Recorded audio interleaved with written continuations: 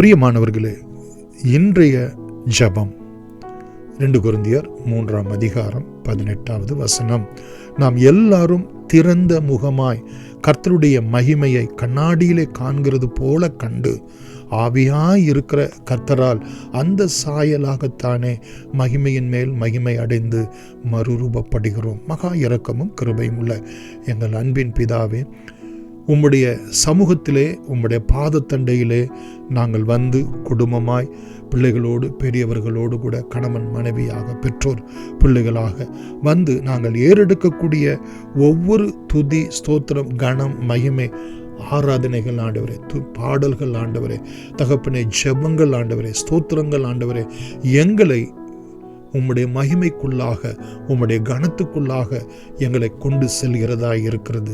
ஆண்டவரே, உம்முடைய சமூகத்திலே, உம்முடைய பரிசுத்த ஸ்தலத்திலே மகிமை உண்டு, கனம் உண்டு, வல்லமை உண்டு, மகத்துவங்கள் உண்டு.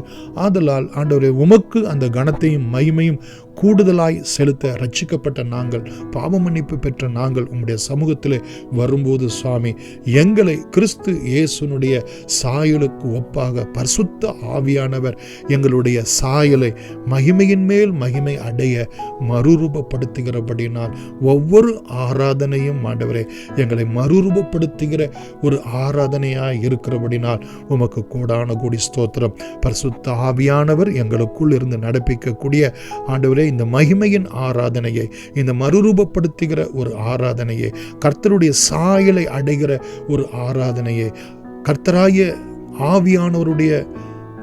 ஆவியானவரால் அந்த சாயலை அடைய நீர் எங்களுக்கு அனுகிரகம் செய்கிறபடினால் இயேசுவின் நாமத்தில் நன்றியோடு கூட நாங்கள் ஸ்தோத்திரிக்கிறோம். எங்கள் ஜீவனும் இரக்கம் உள்ள அன்பின் பிதாவே, ஆமேன். God bless you.